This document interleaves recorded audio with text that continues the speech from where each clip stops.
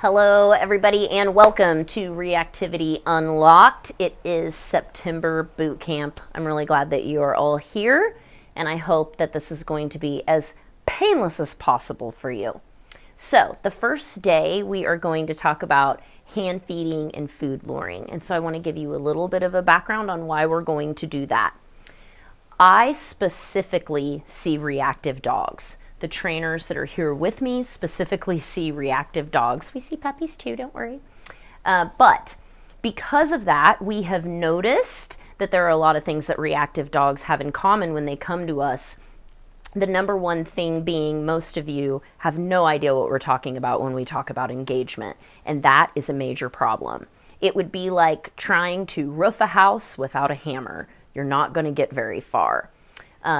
Or you're just going to be trying to, I guess, stamp nails in with your foot. I don't know, but it's not going to go great for you. So today we are going to go through the importance of using food when you work with your dog. And the easiest way to do that, of course, is to ditch that bowl, as you've heard me say before. And we're going to actually use our dogs' meals to enrich their lives and to provide a source of positive reinforcement for training and a source of positive association for some of the equipment that we're going to be using this week. So stick with me. I'm going to take you through the lesson with Enzo. We're going to do one video will be hand feeding, one video will be food luring. I want to encourage you to forget everything that you know and to wipe the slate clean and start fresh with me today. First things first, we need to talk about what equipment we're going to need each time we set out to train successful people or prepared people. We are not going to willy-nilly around about this, okay? So, what I use when I hand feed are a couple of different things. We're going to use one thing for hand feeding and one thing for food luring, and I'll tell you why in just a second. So, I've got all of my stuff here, but for hand feeding, I've got my dog's kibble in a bag, and not the bowl, remember, because we're going to ditch the bowl. And you don't need anything fancy. You can use a clothespin. You can use a chip clip. I'm going to use my chip clip. And then in here, I have mixed in some of this high-value treat, and I use the Stewart's dried liver. And I break those up into really small pieces, and you can see here it's just kibble and my bag. We're going to keep it very simple. The first thing I'm going to do is make sure, see that? Look at that style. I'm going to make sure that my dog can eat out of my hand. Good boy. And I'm going to mix in some of that high value stuff. Here we go. That he's looking at.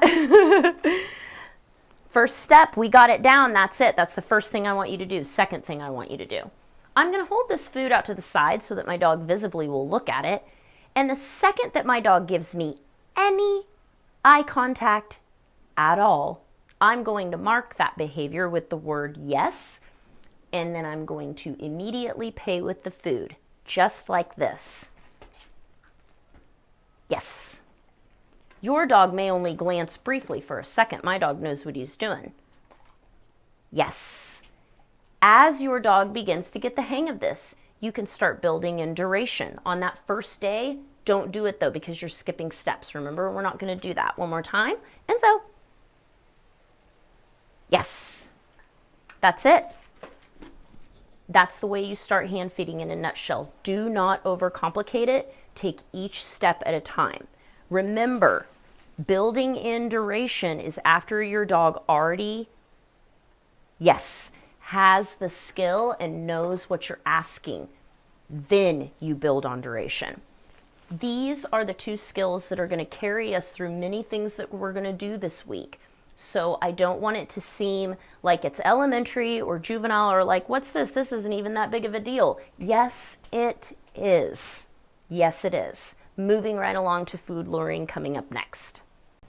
Hello everybody and welcome to day 2 of Reactivity Unlocked. I am so excited about the progress that I've seen thus far, and I would like to move right along into scatter feeding. And I'm sure if you've watched me at all, you understand that this is a huge part of Enzo's life and also the way that I train and teach the clients. So the biggest thing that you should know about scatter feeding is that it is to enrich your dog's life. In doing that, you also build engagement, and I'm going to show you the way to do that. But first and foremost, we're meeting a basic need. Using food in training is demonized on the balanced side sometimes, and I'm not really sure why. So I just want to dispel some of those myths and help you understand what it can do for your dog and if it can be beneficial in your training. So today we're going to ditch the bowl, which I always encourage you to do, as you hear me say often, and we're going to get Enzo out here. And I'm going to show you a couple of different things and see if you can try that at home. Submit that to your trainers. Make sure that you are not skipping steps. So choose an appropriate place for your dog with low distraction if you're just starting out. Let's get started. As you can see, Enzo's already in the process of scatter feeding. I've got my handy dandy DIY chip clip and bag with a little bit of his allotted food for the day and mixed in with a little high value treat that I told you about yesterday, that dried liver treat. And if you notice, I've got a couple of different places I can scatter here. I've got the shorter grass, and there's, you know, hedge apples that have fallen, that have shrunken and gotten gross. But then I've got the brush over here where I can make it a little more difficult and have him try to search for his food over there. So to start, you just want to use one or two pieces. So find it and then wait for your dog to come back and look back at you again.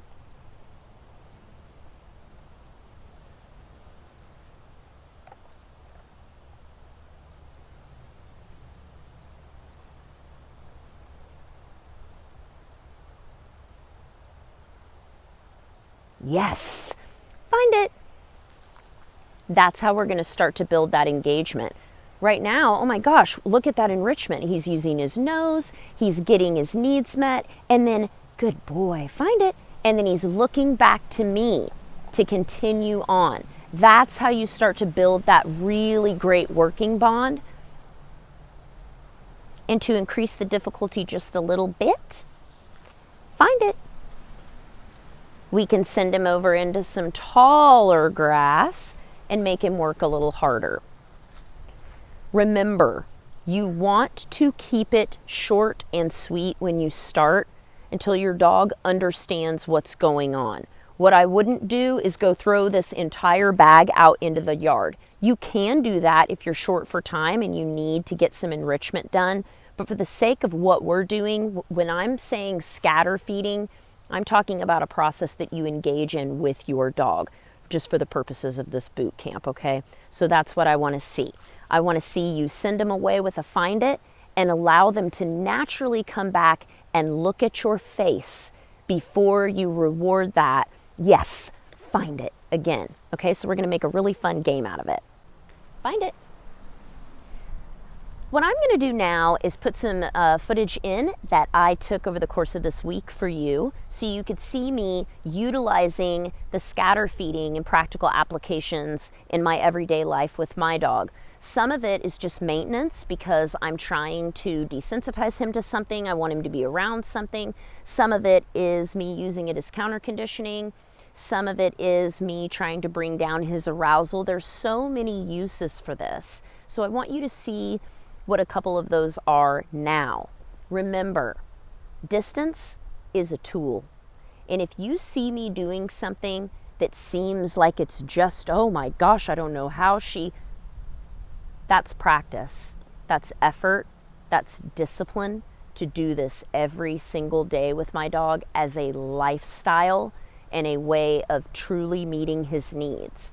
I'm not suggesting that everyone needs to come as hard as I am. I'm suggesting that. But this is a way for you to actually see what does this take? What does doing this scatter feeding and kind of living this lifestyle as a reactive pet parent, what would that look like for me? And I'm going to show you that right now.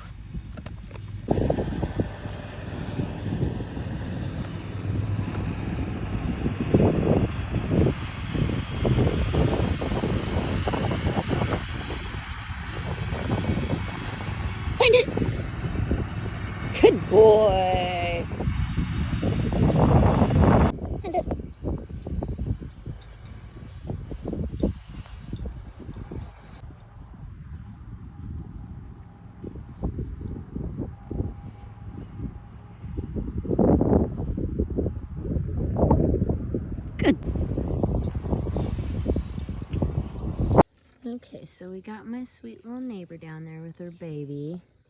We've got Enzo. So he definitely sees. He's looking a little bit long, so I'm just gonna, good boy, just gonna help him. And then I think as she gets closer, he will realize, oh, that's, okay, that's just our neighbor, is what I'm hoping. So I'm gonna use a little environmental blocker here with my back. And we're gonna try to phase out some of this food. There we go.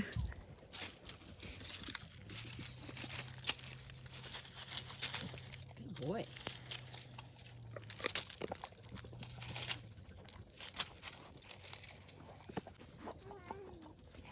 Hi, sweetie.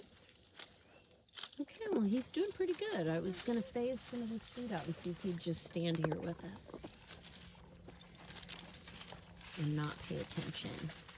And we're close now. We're enough away for my foot to touch. Good boy.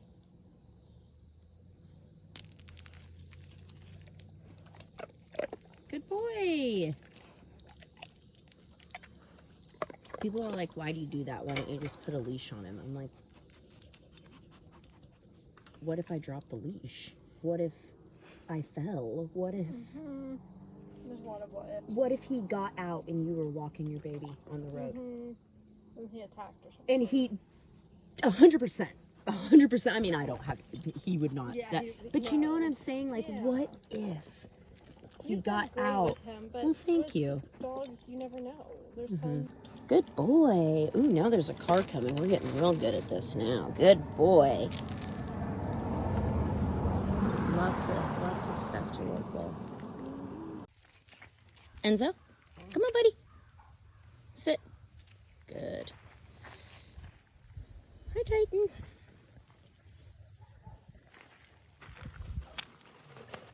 Okay, let's make a little distance. Come on.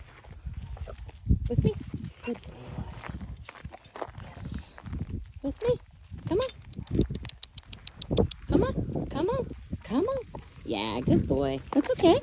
Come on. Come on. Good.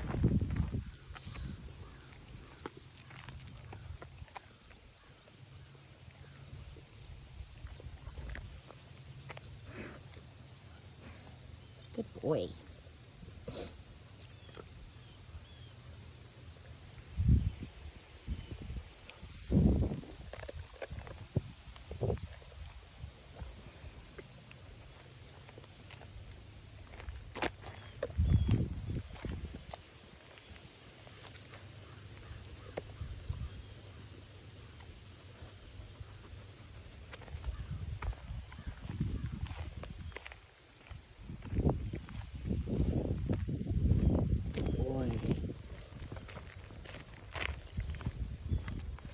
All right, come over here, baby.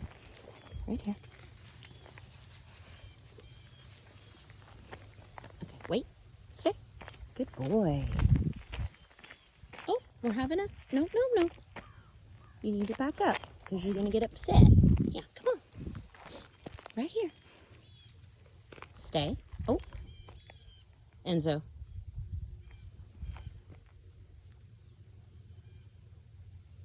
Can you sit? It's okay. Sit.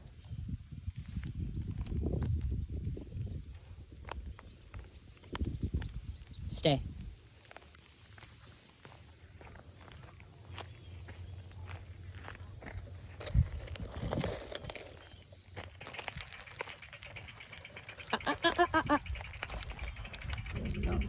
Nope. Stop. Good. It's safety. Good. That's okay. Come on. Come on, buddy. Come on, buddy. Good boy. Okay, so we're a little further away now, but he's still pretty jazzed. Here, buddy. So we're just going to work right here. Enzo. Find it. Good boy.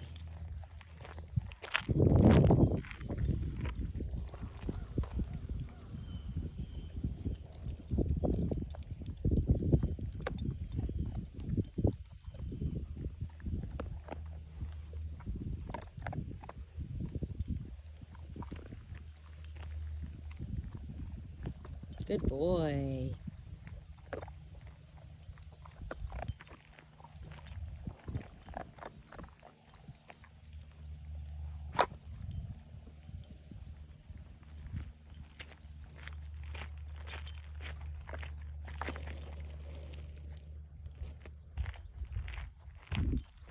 Here we go. Find it.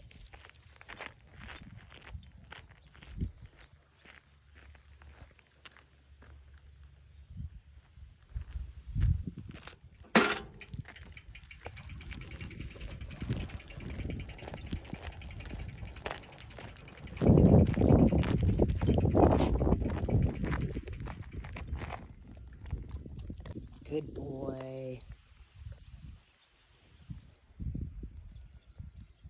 Excellent. Good job. Find it.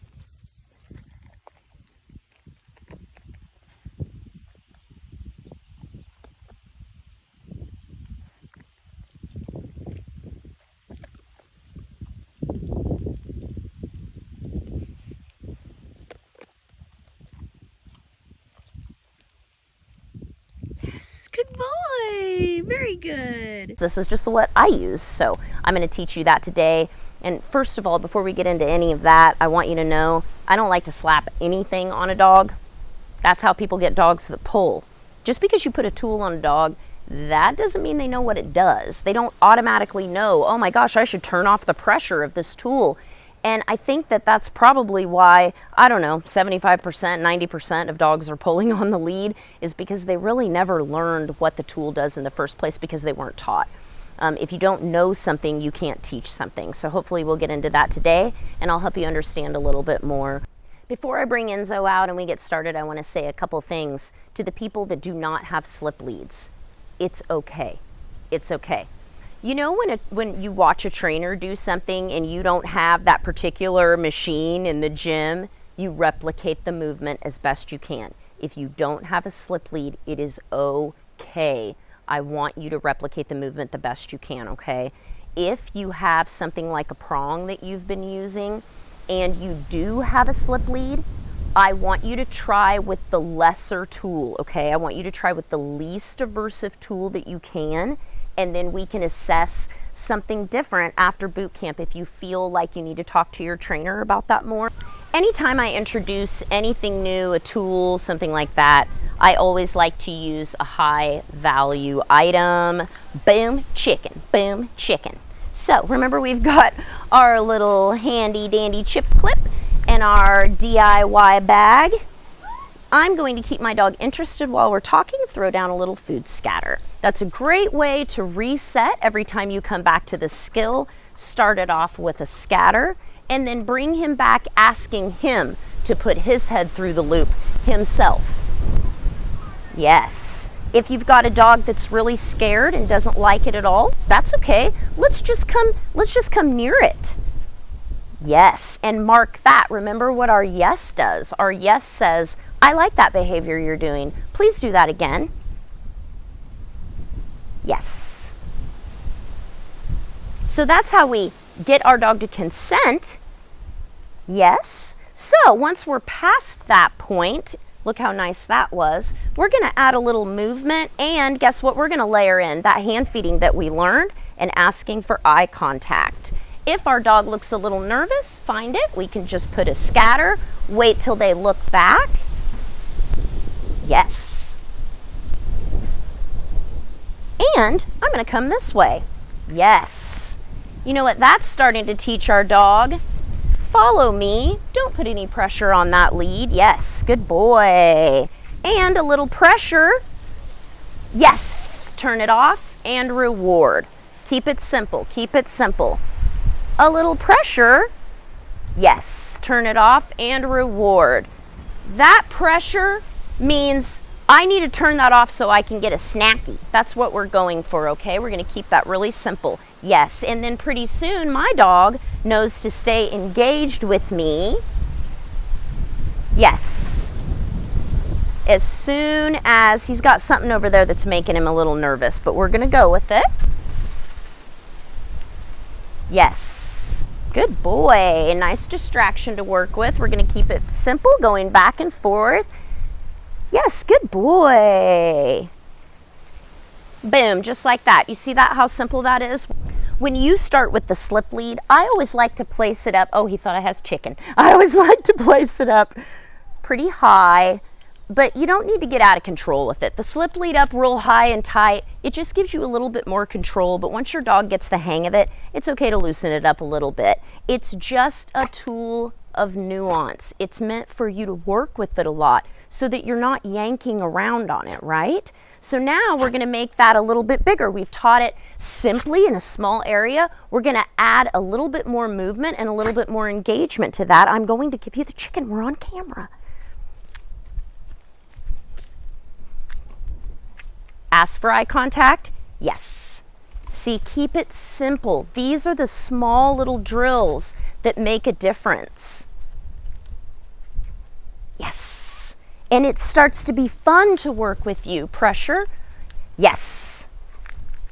Okay. As soon as that pressure, as he turns it off, yes, pay. Pressure off. Yes, pay. It's very simple. Okay. Don't overcomplicate it. Now, don't forget, you don't want to get stuck. Find it. You don't want to get stuck in one spot, okay? Practice in your driveway, practice in the yard, keep the distractions to a minimum. When you are learning how to dribble a basketball, you don't need to be learning how to dribble in Madison Square Garden in the middle of an NBA game. That's not helpful to you, okay? So, we're going to practice the same things. A little back pedal, a little back pedal. Yes, good boy. Keeping that attention. Asking for that engagement. We're not trying to be perfect, we're trying to be fun. We're trying to have a good time together. We're trying to build a new skill, and I might even walk like this. Oh my God, my dog is following me. I might turn around. Yes, as long as that pressure is off and the lead is loose, you're a winner. You're a winner, okay? This may not look like your world, but it's very much a part of mine, and also a place that you might actually use a place stay outdoors. If you wanted to include your dog in all parts of your lifestyle, well, I spend like 4 days a week here. So I would need to either make sure that my dog could be in a stationary place that's safe, that he was actually safe around all the horses, which these are other people's horses. It is not appropriate for me to just parade my dog around. Even if he is really safe and friendly, I just feel like that is not proper handling. That's just my personal opinion. So I try to have respect for everybody involved, and we practice as it is appropriate, generally during the months that it's okay for me to keep him in the car when he can't be with me every second. It's another way that I've found to practice kind of socialization in a way that's safe, almost like a crate would be. Do you need something, sweetie? Okay, no, you're fine. So I wanted to do the introduction here because I want you to know that there's so many different ways. Be inventive. If you like to take your dog with you, this is a way for us to not only work on impulse control and just knowing what to do, having a job, learning to self-soothe and things like that. It's also about being able to take your dog places with you and your dog already having practiced the ability to self-soothe, calm down, have a job, know what to do. All those things start in the home. And then before you know it, you're transferring it out into the greater world. And you're next to these fine fellas.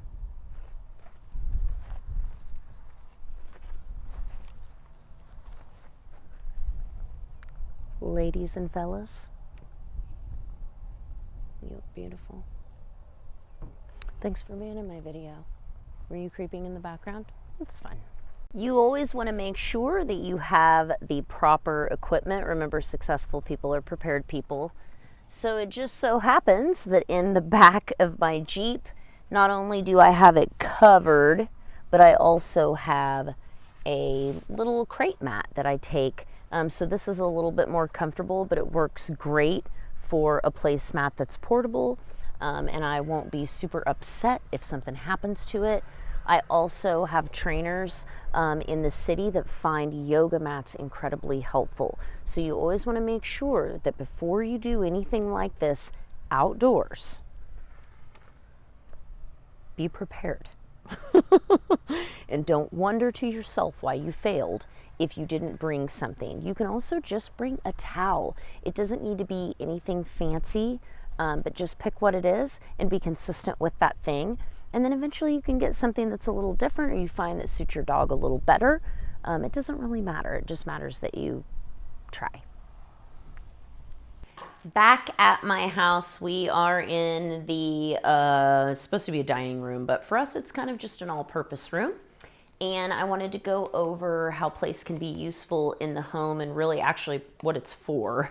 But first, we've got our equipment. I like to use a high-value item when introducing a new skill, such as food luring onto place, which we are going to do right now. A couple of things before we get started. You can use the slip lead if you need to. If you have a dog that's really bouncy, really excited, please feel free to do that. That's in case your dog gets away from you or kind of gets distracted. You could just grab that lead and guide them back to the exercise. You don't have to if your dog is advanced further than that. So you can also food scatter to get your dog on there. So I'll show you a couple different things and you can see what works best for you. Remember, to start our drill, we can always get our dog's attention by throwing a food scatter and asking them to engage back with us. Yes, good boy. It's a great way to start every drill. Now I can use my food lure. I'm not going to make it fancy. I'm just going to food lure. I'm just going to lure up here. Once I get all four on, oh, he snuck it in. Come on. Yes, good boy. That's probably what it's going to look like for you. It's not going to look pretty. I mean, come on now. We're learning the skill. Notice how he's waiting because I didn't give him a release word. So that's perfect. We can get into that in just a second, but let's see that one more time. Okay. A little smoother. Yes. Good boy. That's going to be teaching place using your food lure. Another way to get your dog used to the place bed, if maybe they're a little unsure, maybe afraid of it, they don't want to step onto it, is to just create that really fun positive association. Find it and just let them step up onto it naturally to get that food scatter. Find it and just back and forth. That's a really fun game, looking back at you. Yes, see how we're layering in these other skills that we've built? Find it. You can give that a try as well. Let's talk about adding in distractions. I have a large family. If I showed you what this house looked like right now, you would be like, it's probably similar to mine. So there's a lot of distractions in the home. There's noises. I mean, there's always going to be things going on. It's important for you to judge what your dog can handle and pay attention to the body language. If your dog is relatively calm and not showing signs of stress when there's a lot going on, okay, work on this skill when there's a few things going on. But if your dog doesn't have any of this at all and cannot handle any of this and you guys are just starting out, I would encourage you to use very, very minimal distractions, okay, and use a familiar area. The other thing that I want to talk to you about is, what does place do? Have you ever been told as a child to concentrate or focus, and then that was followed up with literally no direction on how to concentrate or focus? That's what we're doing to our dogs when we want them to calm down. We say that, but we don't give them a method in which they can learn to self-soothe. That's what place is for. Come here, be here until I release you. Turn off doggy. I'm kidding, they're not robots, but be here until I release you. It gives them a job to do. It gives them something to know that they are supposed to be doing at that time. It also keeps them safe. It's a management technique. You can get into turning this into a game with active and passive stationing. Well, more active stationing, and that's a little bit more advanced, but look into it. See if that is interesting to you. See where this journey takes you with place stay. When is it okay to add the verbal cue place? Well, dogs don't speak English. They don't, speak any language. They just what they speak. but they do pick up on things. So after your dog has mastered the skill consistently through repetition and understands what you are doing, then you add on the word place, okay? So be really careful that you're not adding it in too soon and then just thinking that your dog is going to know English and then it's going to get it. That's not the way that it works. It's repetition to get consistent results, then add the verbal cue. My number one place stay uses. The answer that I give every person that is like, when guests come over, my dog, but never, ever, ever has that person ever said that their dog has a solid and proofed place stay. Proof means, proofing basically just means in general terms that you are making sure that that dog can hold that command through a variety of distractions in different locations. That's essentially what it means. So people are like, what's that? What's place stay? Well, if you don't teach your dog how to calm down, if you don't teach your dog what it's supposed to do when guests come to the door, it's not going to know what to do. And it's just going to pick what a dog wants to do, which is bark and, turn down for what, basically. So if you are dealing with a dog that runs around the house and doesn't know how to settle, place stay. When guests come over, place stay. When there's a lot going on in your home, if you have a lot, like maybe you're having a party, something like that, and you want your dog to be out and be social and you want them to be a part of it and they want to be a part of it, but you need to manage that for them, place stay. And you can also use the crate for that as well. So you're vacuuming and your dog doesn't like the vacuum and we need to work on that. That's place stay with food scatter, vacuuming at a distance. There's so many uses for it. So just be creative and be consistent. Free. Yes. Place. Yes. Down. Yes. Hello, everybody. Welcome back to Reactivity Unlocked Bootcamp. We are on day 5, covering the often controversial topic of the crate. In some countries in Europe, the crate's even banned. So I think that what I want to do for you today is go over a couple of different concepts surrounding the crate because it is such a layered issue. And I also want to remind you that Reactivity Unlocked is a small condensed version of what I offer in the 4-week Reactive Dog package. The reason that I wanted to condense this down is to give you an idea of how much really goes into dealing with reactivity, and the skills that we're building in this week, along with the topics covered, are going to help give you an understanding of what it really takes to kind of begin this process. So don't feel overwhelmed. The first thing that we're going to go through is just positive association to the crate, and that's what I have coming up next for you. I want you to imagine for a moment that you can never go into your bedroom and shut the door. You may not even have a bedroom. You may have found yourself sleeping on the couch or maybe finding a rug that you like on the floor, and that's your space. You can imagine that over time you would become protective of your space as it's the only space that you really have to yourself. And you can also imagine how that would make you feel not having a place to go of your own, where you could shut the world out and where people do not have access to you anytime they so please. That is incredibly off-putting to many, many dogs to not have that respite. On the flip side of that, I want you to understand that being in a place too much, like your room, that you might even really like, can kind of make you stir crazy. We do have that term cabin fever for a reason. If you're in a place and you're not exposed to things outside of that, the place itself may become a source of anxiety for you. So remember, in dealing with reactivity, even if you may not particularly care that your dog be in a crate, or for a lot of people, they're like, well, my dog doesn't chew things up anymore.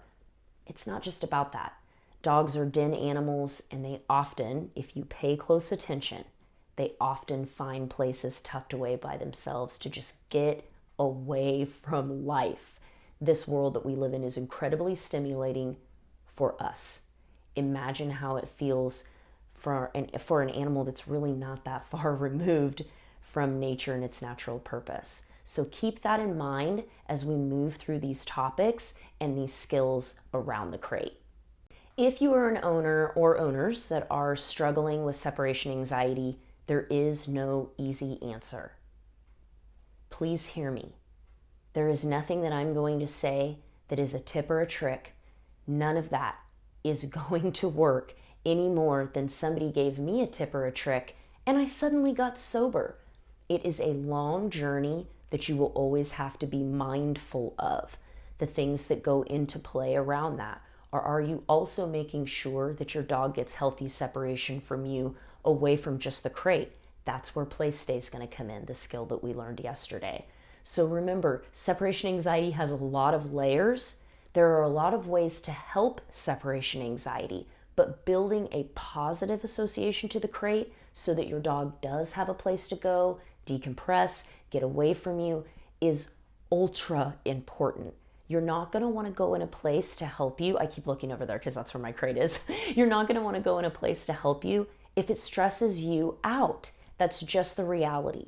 If you have not practiced being away from your owner, which is separation anxiety, or the other dog in some cases, that's going to stress you out. You can't just put them in the crate and assume that it's going to be okay. And you also can't just find tips and tricks to make it okay. It's about feelings in here. So you need to make sure that the crate becomes a source of rest and comfort and is utilized properly. If you need more help with that, I would encourage you to get with one of my trainers and myself, and we can talk about a 4-week package. Separation anxiety needs that. It needs that. When we talk about building duration with the crate, building time that we can step away, it's a slow process. To be honest, some dogs are naturally independent and will take to that very well. Some dogs are, down the middle of the road and they need a little bit of work with that. And some dogs, they ain't going in there, and it depends on the type of dog as to how you approach that. You never want to force your dog into the crate and you never want to pull your dog into the crate. You always want it to be a positive experience for them. Myself, I personally have an open door crate policy. Enzo is in it right now, and I did not ask him to go in there. He is a dog that benefits greatly from the privacy of having a crate. You need to consider, is my dog one of those dogs? You really need to consider it, because I see a lot of people not using the crate when I know damn well that that dog is anxious and needs to be left alone and needs to have time to decompress. It doesn't mean you're a bad owner. It doesn't mean you did something wrong. It doesn't mean any of that. It means that we're just addressing your dog's needs. So also keep that in mind. Anytime I have a number of young children here in the home and I'm not sure that I can kind of be eyes everywhere and advocate for my dog the way that I want, if we are shooting off fireworks, if they are doing any skeet shooting in the back, anything like that, I'm going to go ahead and make sure that my dog is put up and safe and he feels absolutely secure and that nobody's going to get to him. None of those scary noises, none of those scary little goblin children are going to get to him. And this is just what works well for us. So again, most of the time, it's open. Enzo knows how to put himself in there when he feels that he needs to, or he just wants to be near me. This is a way for us to be near each other, but also have a healthy separation because my desk is right there. So those are just some ideas. The crate is a tool, a piece of equipment that is to be versatile for our use. It's not a one size fits all, you have to do it this way. Like, that's ridiculous. You need to figure out what needs your dog has, what needs that this can meet, and implement from there. Anytime we introduce a new tool or piece of equipment such as the crate, we want to make sure that we're creating that positive association. And lucky you, I already taught you how to do that this week. The best way to do it is to throw food scatters in there. Enzo's resting pretty comfortably now, so I'm not going to make him move. But you can drop him down from the top. Find it. Good boy. And sometimes during the day when I'm sitting at my desk, find it. I just reach over and drop a couple in just to reinforce that he's being nice and calm, he's being a good boy, and I appreciate him participating in life with me. So that's the best way to start. Remember, cover all the corners. Make sure that your dog will walk in through the door. I always stand against an open door like this if I'm doing anything with the crate and teaching it, because just you catch your little bum on that door and it slams against the wall and you scare the bejesus out of your dog.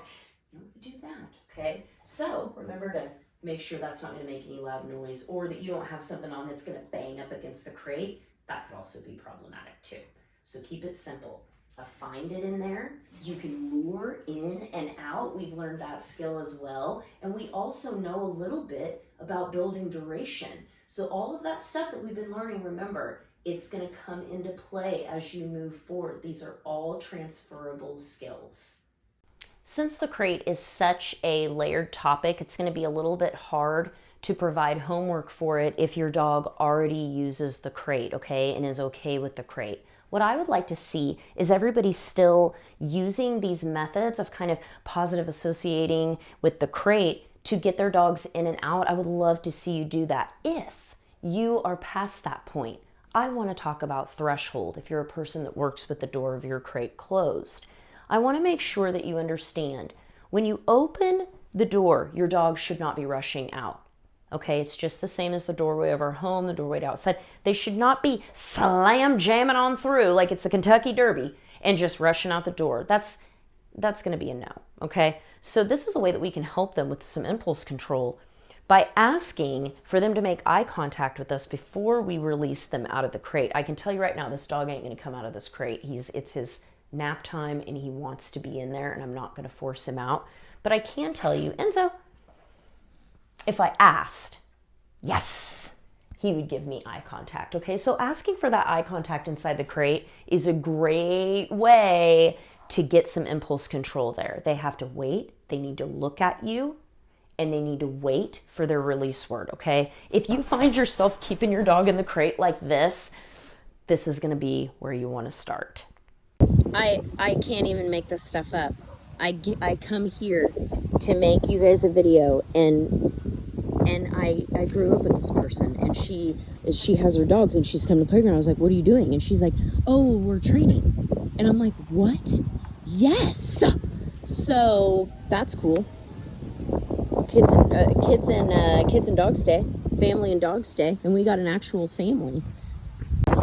Also, you should know that is Enzo's vet tech, nurse, has been with him every time he had surgery. He's taken care of him. How serendipitous is this? Now, look what she's doing. This little kiddo's just watching.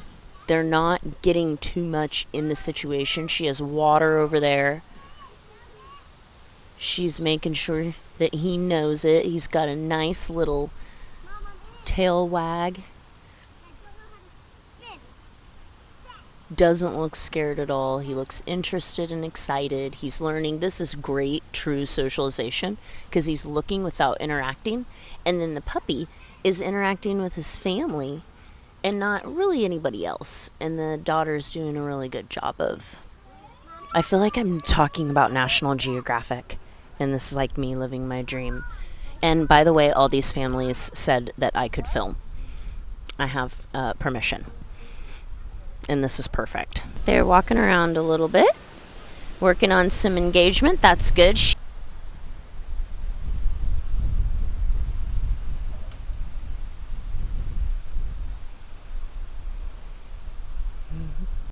My parents were the first generation baby boomers to have dogs inside of the home, or for that to even be available at some point during their lifetime. Prior to that, flea and tick prevention wasn't available, and you would not bring dogs and cats into the home for fear of them bringing parasites like fleas and ticks inside. So I want you to remember something. If that is where you've gotten the majority of your information, coupled with only the dogs that you have owned, we don't know what we don't know, and I would just challenge you to challenge yourself. Is this my base source of information, my family around me that really doesn't probably even know that much about dogs either?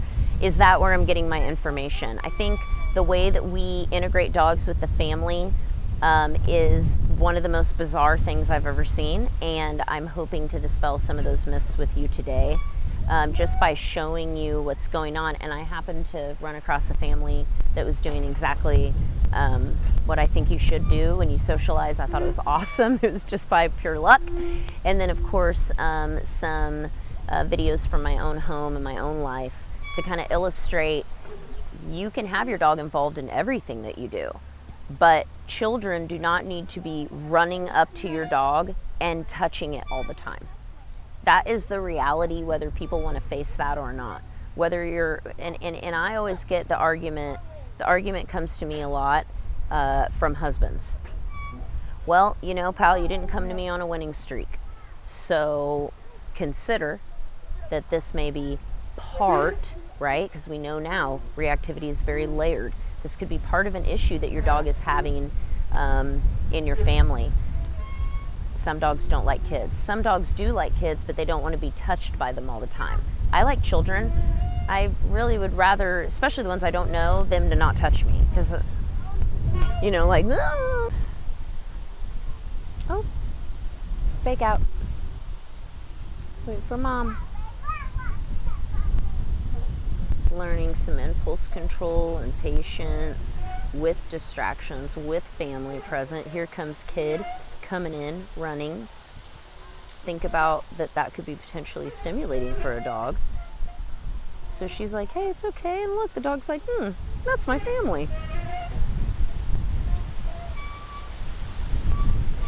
A little stress relief yawn there.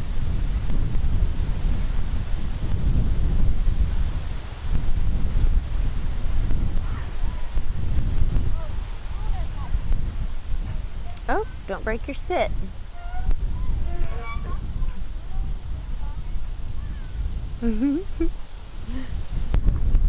Nice check-ins. This is just such great socialization for the park. We're doing stuff, we're together, you and I are having fun. She's being encouraging. Woo, get it. Changing speed, changing pace, all this stuff is awesome. And meanwhile, what's this little nug doing over here? Boom. She's doing a good job overall, and the dog's having a lot of fun with her. I mean, there's another dog over there. You know, she'll get it. She'll get it. I think that's pretty darn good, and the dog looks happy and confident. So it's okay. I mean, you're just not going to do things perfectly. The point is that you try, and, you know, look, they got it. They're doing great. Mom was proud of that one, I could see on her face. She was. What would have been my recommendation for this family? I would have told them to bring food and to use food scatters, potentially a placemat, to be helpful. But I thought overall they did such a good job. And you guys remember, you start wherever you are. It doesn't matter if you do something wrong. It matters that you do it wrong and you don't care. That's a problem. But if you're going to make a decision about coming here and doing this, you do need to be clear on what you're willing to do. I'm just gonna be honest with you. In a perfect world, we would all just be force freeing away. You know, I mean, really, nobody's like out here trying to do more corrections. But when you've got a young girl, for example, who's wanting to learn and wanting to get it, but she makes a few little, I don't even know that I would call them mistakes. I would call them learning discoveries like that. That's really not the point. They're at the park with their dogs. Their dogs are having fun. And in just being with your dogs, that development of that relationship, that's where you develop how you align morally with what you choose to do as a trainer. You can't align morally with something that you do not practice. You align yourself with something that you practice with discipline, or something that is really an integral part of your life.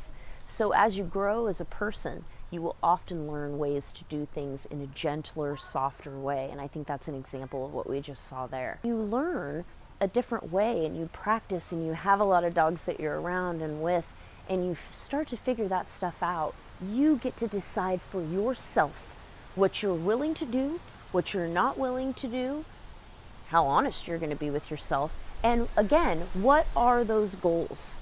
What are your actual goals? If you want to play in the NBA, but you don't want to get off the couch until 10 every day and you never go to the gym, your goal is not in alignment with your ability and your work ethic. So same goes with dog training, and same specifically goes with reactivity. If your goal is to help your dog, then make sure that all parts, including the family, including the children, are aligned, or at least the training program is designed in a way to set everyone up for success. If I had to tell owners anything that correlates between reactivity in the home with the children or issues with the children, I would tell you this: stop letting your children have free access to your dog whenever they want. That is teaching your children that they have free access to sentient beings whenever they want. Some sentient beings have teeth and bite, some have hooves and kick, some are people and commit acts of violence. It's important that we teach our children to ask for consent to things, or to understand what that even means. And when they're young and little and have unpredictable movements, that energy is often very off-putting to many dogs. Many dogs. If you want a dog that you can just do whatever with, I don't know what that would be, but I suggest you lean more towards breeds that are traditionally family dogs, like a doodle or a golden retriever or something like that. Because getting dogs that are stimulation seekers, getting dogs that are high drive, getting dogs that require a lot of structure and discipline, and then not giving them that, and over giving things that they may not really need that, but it makes you feel good to do it, food, affection, letting them run around, do whatever the hell they want, those types of things. That, sometimes we just have to say, that's not safe. That's not safe. You don't really need to explain it further than that when the kids are very little, because it's unsafe. It's not fair to go into a dog's space, because what you do when that happens and the doggy doesn't want it is that doggy may tell you it doesn't like it, and the way that dogs say that is different than the way that people say that, and you could get hurt. It could even make you bleed. And the way that the world is, our doggy would be blamed for that. So we want to make sure that we don't do anything that is going to make our dog feel unsafe because of us. That is basically the goal of what I'm trying to get out there to moms and dads, is that we teach our children that everyone deserves space. Everyone deserves the right to walk up and engage on their own. Everyone deserves to have their needs met. Not to be a lawn ornament or a house ornament, or to get because the breed looked cool in family photos on Instagram. None of those things, okay? So I know some of that stuff is a little bit hard to hear, but you can always make a change, and I can tell you that the more you advocate for your dog within your own family, the more your dog actually sees you sticking up for them and begins to trust you more and begins to trust your leadership more. I can also tell you that when you raise your voice and you yell inside your home, you're losing credibility with your dog. Maybe dogs don't use the word credibility, but your dog's like,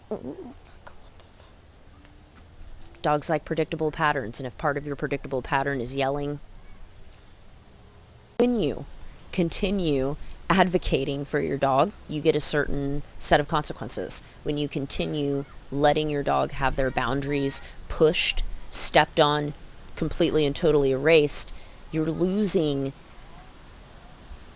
something. You're losing that, and the dog begins to think, I have to take care of myself because you're not going to do it, because you don't do shit. If the dog were like me. So remember that expectation pattern. Dogs pick up on that. If every kid got to touch me I'm going to start thinking every kid that walks by me is trying to touch me. So, you know, if every kid doesn't and respects your space and peacefully coexists with you, you start to think that that's what kids do. And that's why you see Enzo so at ease around children. Because I'm like, don't touch my dog, okay? And if I catch you touching my dog, I'm going to be upset about that. And then you're going to lose access to my dog. Generally, that means that I put him up in his crate because I believe that there is a human hierarchy, and I'm not going to go into a party full of people and tell them to take their kid home. I mean, I would, but I'm not. I don't think you guys should do that.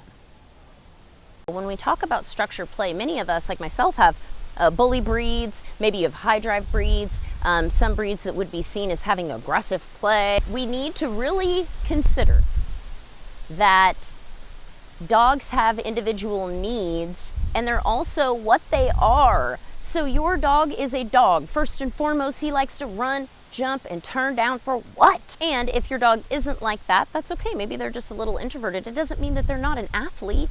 It doesn't mean that they don't need to have their needs met, just as far as what a dog specifically would need.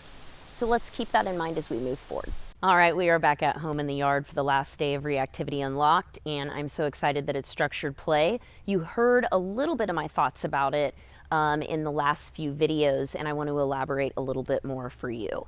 I know by now you've probably figured out that I really like basketball analogies if you've been hanging around me, so I just want to give you one more.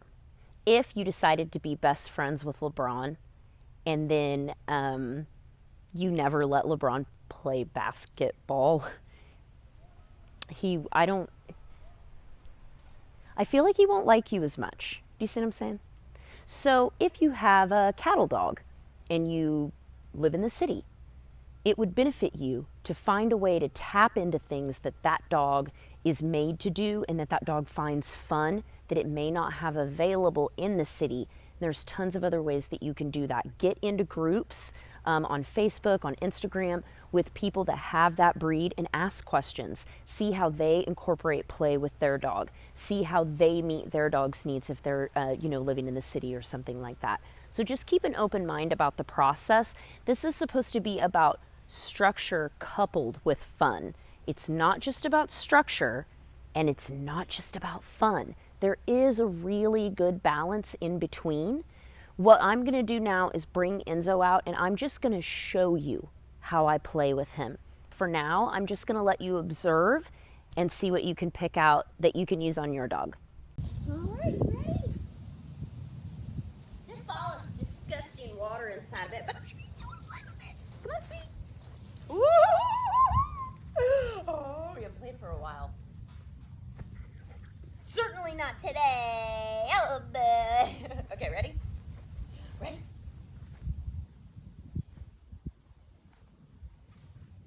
Come here. Sit. Bite. Good boy. Come on. Oh, is your foot hurt?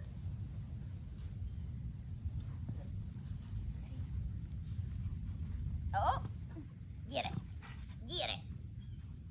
Oh, his foot's hurt, so he can't. Okay, we'll be easy.